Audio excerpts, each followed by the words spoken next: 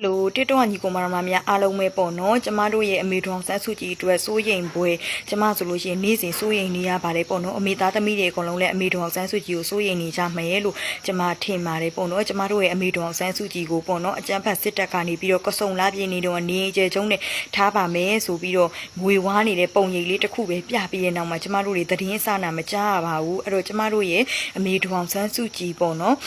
တက်ရှိထင်ရှားရှိနေတယ်ဆိုတဲ့ campaign လေးလုပ်တယ်ပေါ့နော် proof of life အဲ့ဒီ profile လေးတွေ campaign လေးတွေမှာလည်းအကုန်လုံးပါဝင်ပေးကြပါကျမတို့ဒီဇွန်လထဲမှာဆိုလို့ရှိရင်လည်းအမေတော်ဆန်းစုကြည်ရဲ့မွေးနေ့ရှိတယ်ပေါ့နော်ဇွန်လ19ရက်နေ့မှာအဲ့တော့အဲ့ဒီမွေးနေ့မှာလုံးမဲ့ campaign လေးတွေပဲဖြစ်ဖြစ် profile လေးတွေမှာဖြစ်ဖြစ်အကုန်လုံးပါဝင်ပေးကြပါနောက်ပြီးတော့အမေတော်ဆန်းစုကြည်အမြန်ဆုံးပေါ့နော်ကျမ်းမာရေးကောင်းပြီးတော့အမြန်ဆုံးကျမတို့တွေစိတ်အေးတဲ့အခြေအနေမျိုးရောက်အောင်လို့ပေါ့နော်ကျမတို့အမေသားသမီးတွေเนาะကျမတို့မြန်မာနိုင်ငံသားတွေရဲ့အားတွေအများကြီးလိုအပ်ပါတယ်ကျမတို့တွေလုံနိုင်တဲ့ဘက်ကနေပြီးတော့အများကြီးလှုပ်ဆောင်မှုအရေးကြီးပါတယ်เนาะအဲ့တော့အမေတော်ဆန်းစုကြည်နဲ့ပတ်သက်တဲ့ profile တွေ campaign တွေမှာအကုန်လုံးပါဝင်ပေးကြပါပြီးတော့လူကြီးမိဘတွေအနေနဲ့လည်းအမေတော်ဆန်းစုကြည်ကျမ်းမာရေးအတွက်ဆုတောင်းပေးကြပါအောင်เนาะဒီ comment လေးမှာလည်းကိုယ့်ရဲ့ထင်မြင်ချက်လေးတွေကိုရေးသွားပေးကြပါအောင်ရှင်အားလုံးကျေးဇူးတင်ပါတယ်